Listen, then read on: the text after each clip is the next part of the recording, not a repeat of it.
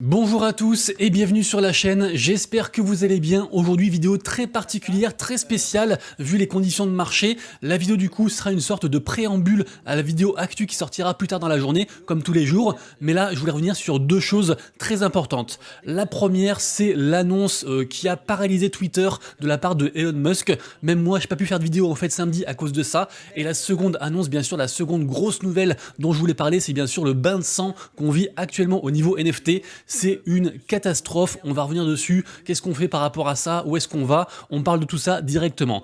Juste avant bien sûr, pour ceux qui ne me connaissent pas, sachez que je fais des vidéos tous les jours, actu, NFT, blockchain gaming et metaverse, et le but étant en fait de vous simplifier la vie, parce qu'on est submergé par une quantité folle d'informations tous les jours, et donc moi je prends toutes les infos, j'en fais un mix des meilleurs, et je vous les propose comme ça tous les jours pour vous aider dans votre veille du Web3.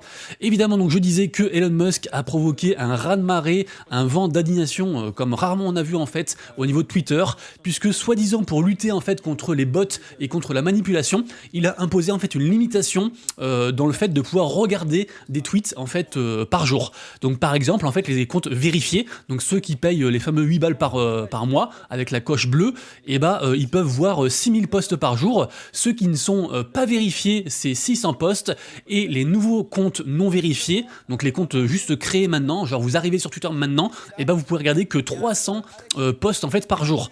Alors déjà je vous donne mon avis perso sur le sujet parce que forcément je suis très impacté par cette limitation qui, je vous le rappelle, est censée être temporaire, c'est censé après revenir à la normale, le temps qu'ils mettent en place des choses anti-bot comme je disais juste avant.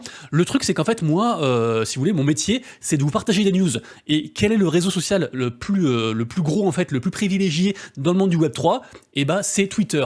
Donc toute la journée je regarde une quantité folle en fait de posts, et malheureusement, mauvais timing, j'ai changé en fait ma PFP, mon image de profil, il y a environ 3 jours, genre la veille ou même le jour même en fait de l'annonce de Elon Musk. Et en fait quand on fait ça ou qu'on change de nom, en fait on perd la coche de vérification, parce que je paye effectivement ces fameux 8 balles par mois en fait pour être vérifié, et après il faut attendre quelques jours en fait le temps que le compte soit de nouveau vérifié.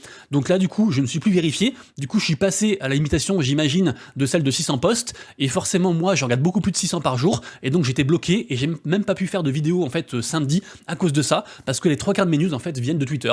Donc vraiment je suis dégoûté, et je rejoins un petit peu l'avis de CZ, donc de Binance, puisque en fait il dit que plutôt que de limiter en fait la lecture des posts, il faudrait en fait limiter la création des posts, parce que humainement possible en fait personne peut faire plus de 800 posts par jour, et pourtant il y a plein de comptes qui postent plus de 800 posts par jour, parce que effectivement c'est des bots. Donc du coup je trouve que voilà, je me rallie à la cause du plus grand nombre. Les gens râlent vraiment beaucoup contre Twitter. Je vous rappelle que Twitter ça reste un réseau social très centralisé, donc là on voit l'émergence de potentiels réseaux sociaux Web3 décentralisés qui verraient le jour en fait dans le futur. Je pense par exemple au tout nouveau réseau social Blue Sky qui a été fait par un des PDG, un des fondateurs en fait de Twitter, donc Jack Dorsey. Je pense aussi bien sûr à Linktree qui est un réseau social vraiment issu du monde du Web3, qui se veut être complètement décentralisé et on va dire vraiment pour la commu en fait, à l'écoute de la commu. Et je pense aussi bien sûr dans une moindre mesure à ce que veut faire en fait la collection NFT des Gods, puisqu'on est sur une chaîne NFT, forcément je parle aussi de ça. Je vous rappelle qu'ils vont faire un truc qui s'appelle D-Labs, qui est une sorte de Facebook décentralisé, NFTisé, Web3isé, qui devrait voir le jour du coup en juillet. Donc voilà, il y a beaucoup d'initiatives comme ça qui sont en train d'arriver. Le but étant en fait de pouvoir contrebalancer aussi le fameux pouvoir de Twitter qui est actuellement absolu, parce que en fait si vous voulez, si aujourd'hui on nous bloque Twitter, et moi par exemple je ne peux quasiment plus rien faire. C'est vraiment un délire, c'est devenu un truc mandatory, un truc obligatoire en fait Twitter. C'est voilà, si vous n'avez pas Twitter, vous êtes fini dans ce monde-là. Donc voilà, je voulais revenir impérativement là-dessus, et après je voulais revenir aussi bien sûr sur, ah oui d'ailleurs même je voulais aussi finir sur ça. J'ai aussi vu qu'il y a certaines personnes qui ont émis des critiques sur cette nouvelle politique de Elon Musk, et qui apparemment se sont fait ban en fait, se sont fait bloquer par Elon Musk. Donc Elon Musk qui bloque volontairement des gens. Je sais pas si c'est un bot ou si le mec il a vraiment abusé ou quoi, mais c'est assez fou et c'est un peu flippant aussi. Et donc après je voulais revenir bien sûr sur la seconde partie de la vidéo par rapport au marché NFT. Regardez-moi ça, ici on se trouve sur l'indice en fait du Blue Chip Index. Donc si vous voulez c'est un petit peu le condensé des plus grosses collections NFT, de ce qui marche le mieux, et on voit en fait en gros, genre on prend les 500 premières, on fait une espèce de moyenne, on crée un indice et on voit comment il évolue au fur et à mesure du temps. Et bah là, forcément, il évolue très mauvaisement, très salement, puisque regardez-moi ça, c'est juste une pente, c'est une pente de ski en fait le bordel. Donc là, on est sur une capitalisation comme rarement on a vu. Pourtant le marché crypto il va bien, c'est ça le pire, c'est que là si jamais demain le Bitcoin va à genre 20K, qu'est-ce qui va se passer sur le marché NFT? On va descendre encore plus bas, c'est forcé en fait, parce que nous on est dans une niche, on est au bout de la niche, et en fait quand le marché global baisse, après on a par exemple le Bitcoin qui baisse, après on a l'ETH qui baisse encore plus, après on a les altcoins qui baissent encore plus, et les NFT qui sont en bout de course baissent encore plus. Donc vu que là on a baissé sans les autres, si le reste du marché baisse, et ça va être encore plus un bain de sang que ça n'est déjà. Et dites-vous que pourtant le bain de sang là il est vraiment il est réel, hein. Il est vraiment réel. Là je vais vous montrer quelques petites choses, quelques petites datas en fait sur OpenSea. Alors j'utilise OpenSea, mais sachez que OpenSea c'est pas non plus la référence, on peut trouver d'autres datas ailleurs, notamment sur des sites qui agrègent en fait plein de données. C'est juste que OpenSea ça parle à tout le monde, c'est le truc le plus simple, mais juste voilà, sachez que par exemple quand on voit je sais pas un floor price d'un Bored Ape à actuellement 30 ETH sur OpenSea, sachez que en vrai il est un petit peu moins cher sur par exemple Blur ou d'autres agrégateurs. Donc voilà, c'est juste pour vous dire que pour moi OpenSea c'est un peu plus joli, donc c'est pour ça que je pars dessus. Et je voulais juste du coup recomparer quelques petits floor price. Donc là actuellement les amis, on a un Bored Ape à un floor price de 30 ETH, on a des mutants à 5,15 ETH, on a des Azuki à 6,39, je pourrais faire la liste comme ça, super longue. Moonbirds qui s'est fait exploser, Doodles s'est fait exploser, Pudgy Penguins, et ils résistent, ils ont perdu que 1 ETH, bon ça reste quand même 25%, hein, mais voilà, ils résistent. Mibits, ils se sont fait exploser, Cool Cats, ils se sont fait exploser, World of Woman, ils se sont fait exploser, Onin, ils s'en sortent bien, et après voilà, on pourrait descendre comme ça, et je pourrais vous passer la journée à vous dire combien d'ETH, combien de floor price ont perdu toutes les collections NFT. Je vais juste revenir sur 3 collections NFT qui me paraissent indispensables. La première, c'est bien sûr Azuki, puisque j'ai presque envie de dire que tout a démarré de la collection Azuki. Ils ont fait un reveal catastrophique avec leur seconde collection NFT Elementals. Tout le monde pensait que ce serait un truc de fou et que ce serait trop bien. Elementals, ils sont... attendez, hop, je vais vous les montrer ici directement. Les Azuki Elementals, sachant qu'il y a 2 collections, mais ça fait partie du même groupe, si vous voulez, en gros. Donc on va aller du coup sur ceux-là, Azuki Elementals, qui sont à 0,80. Celui-ci en fait a été airdroppé gratuitement au holder de Azuki, ok. Et donc les gens s'attendaient au moins à un floor price de 2 ETH, là on est à 0,80, et en fait le truc est vraiment trop semblable à la première collection Azuki, donc c'est ça du coup qui a peiné les gens en fait, qui a vraiment fait chier les gens, cette collection-ci de Azuki Elemental Beans, c'était celle qui était en vente du coup pour les gens.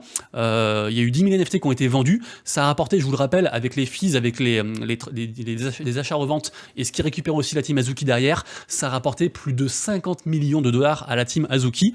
Le truc là a été minté pour 2 ETH et actuellement on est à 1,18.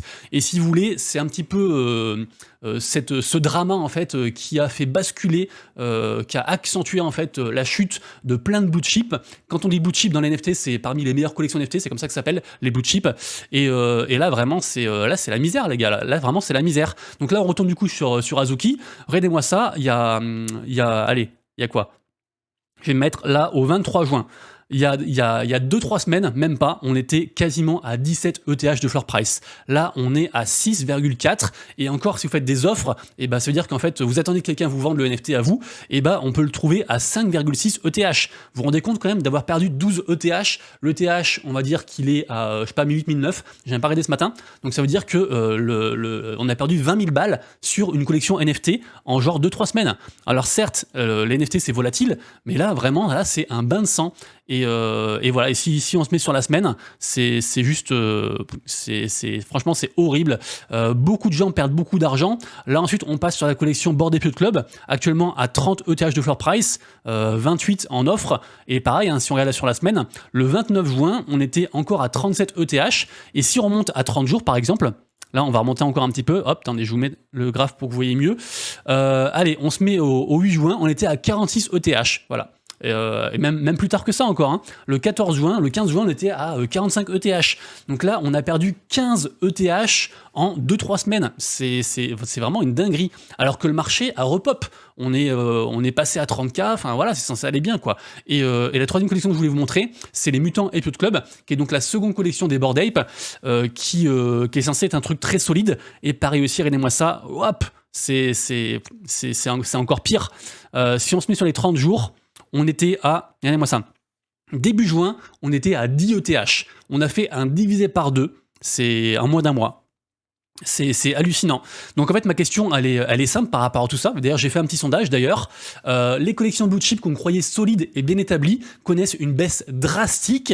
Azuki, voilà, avec j'ai marqué différents floor price. Et après j'ai marqué, voilà, on reparle même pas en fait de tout le reste qui a chuté en fait depuis, qui fait que chuter en fait, et que chuter, et que chuter, et que chuter. Du coup vous en pensez quoi? Et là du coup je m'adresse à vous. Est-ce que pour vous c'est une opportunité de pouvoir acquérir des NFT qui avant valaient vraiment la peau des couilles? Ou alors, est-ce que c'est la fin de cette ère NFT? Est-ce que finalement, voilà, on passe à autre chose? On arrive sur l'ère des NFT utilitaires. Peut-être que d'autres collections verront le jour. On peut penser, je sais pas, à Memland. On peut penser aux collections NFT de Animoca Brains. On peut penser à plein de, peut-être même carrément changer de blockchain. Peut-être que du coup l'avenir est sur les NFT Bitcoin ou sur Solana avec Mad Lads ou sur Polygons avec comment dire, des nouveaux blue chips qui pourraient émerger comme Olfa par exemple. Qu'est-ce que vous en pensez? Est-ce que les NFT, les anciens NFT, les plus solides en fait sur ETH, est-ce que c'est fichu? On parlait aussi de DeGods. On m'a dit que DeGods avait bien marché et qu'ils avaient résisté quand même à la chute. Mais DeGods, en fait, le truc c'est que là, comme je disais, on est dans une niche, les NFT, et en fait il y a des whales qui manipulent les floor price, parce que bah, finalement quand on a beaucoup d'argent, on peut assez facilement manipuler une collection NFT, parce que bah, il n'y a pas beaucoup de capitalisation au total, c'est ça que je veux dire. Et par exemple là, on a une whale qui s'appelle Machi, qui a commencé à dump des DeGods. Donc oui, certes, jusqu'à hier, les DeGods tenaient bien, mais il suffit d'une whale pour que les floor price en fait s'effondrent. Donc là, du coup, finalement, c'est risqué. Donc c'est soit on croit vraiment en la tech, en ces collections-ci, et on se dit, bah c'est l'opportunité de ma vie en fait, parce que jamais je pourrais retrouver ça aussi peu cher. Un peu comme si on trouvait un Bitcoin pendant le Covid à genre 3K. Ou alors on se dit, bah en fait non, là il y a que des red flags, c'est la fin des haricots il faut faire gaffe. Moi, ce que je trouve de positif quand même, c'est que il y a plus de 80% des CryptoPunks, Meebits, World of Women, Bored Ape Club, Clonix, donc des collections très solides qui n'ont pas été vendues une seule fois pendant 2023. Donc c'est-à-dire qu'il y a toujours des holders entre guillemets de la première heure qui sont toujours là, qui croient toujours. Alors certes, c'est beaucoup des gens riches et qui peuvent se permettre les fluctuations du marché, mais il y a quand même des gens qui croient encore à l'écosystème. Donc est-ce que vraiment il faut tout lâcher? Ça c'est vous qui voyez, mais voilà. Moi j'aurais tendance à me dire que j'ai envie de voir le côté positif, et je me dis que finalement c'est des bonnes opportunités, et peut-être que je vais essayer d'acquérir par exemple un Mutant Ape Club, en me disant voilà c'est le plus gros truc, et dans ma tête c'est un peu comme Binance, si Binance s'effondre, les cryptos perdent genre 50%, moi je suis un peu comme ça, et je me dis que si Bored Ape s'effondre, bah, les NFT en fait s'effondrent aussi derrière, donc je me dis que voilà, un peu en mode la logique too big to fail, peut-être que je me fourvoie, je ne sais pas, mais j'ai envie de croire à des grosses opportunités, et donc je me tâte vraiment à faire un move par rapport à tout ça. Après bien sûr faites attention parce que là on a beaucoup baissé, mais c'est peut-être pas fini. Comme je disais, si Bitcoin demain il passe à 20K, les NFT risquent d'être entraînés dans la chute, donc de passer encore beaucoup plus bas. Et par exemple là on parlait de Machi Big Brother, n'oubliez pas que ce mec là du coup il a plein de NFT. Par exemple, là, actuellement, il est devenu top holder en fait de NFT Bored Ape, et si jamais il décide de partir de l'écosystème et de tout dump, on va aller encore beaucoup plus bas avec juste une seule personne qui dump ses NFT. Rendez-vous compte. Donc là, même si je pense que c'est une bonne opportunité de mon avis perso, c'est pas un conseil d'investissement, et on n'est pas à l'abri que demain, on est encore divisé par deux. Donc là, vraiment, c'est une période d'incertitude vraiment grandissante. Tout est possible. C'est pour ça que je vous demande votre avis, parce que bah, votre avis c'est le plus important, parce que finalement, qu'est-ce qu'il faut aussi marcher les commus, les commus et les collections NFT, et bah c'est nous.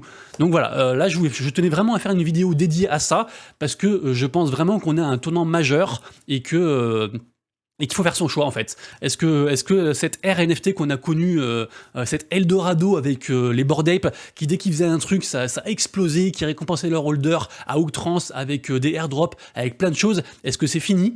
Est-ce qu'on va vers un truc plus posé, plus tranquille, avec des NFT utilitaires? Est-ce que tout va mourir jusqu'au prochain bull run, qui je pense, je vous le rappelle, selon moi viendra d'Asie, peut-être aussi côté gaming aussi pour l'adoption de masse. Voilà, votre avis vraiment m'intéresse à fond, donc répondez-moi dans les commentaires sous la vidéo. également aussi sous le tweet que je mettrai en commentaire. Et puis moi je vais attaquer les news de la journée et comme ça je vous sors la vidéo actu d'ici je pense dans l'après-midi, un truc comme ça. Les amis, du coup prenez soin de vous, faites attention à vous surtout, considérez votre argent comme étant perdu, prenez un peu de recul, prenez soin de vos proches. En plus voilà, je voulais pas y revenir dessus, mais j'ai appris que là il y avait un pompier qui était décédé, qui s'appelle Dorian comme moi, et que voilà, enfin la France c'est compliqué actuellement pour ceux qui me regardent qui sont en France ou qui sont touchés par ce qui se passe en France. Donc tout le marché est compliqué, IRL c'est compliqué aussi. Concentrez-vous sur vos proches, vos familles, faites attention à vous, à tout bientôt, c'était Monsieur Rabbit, des bisous, ciao.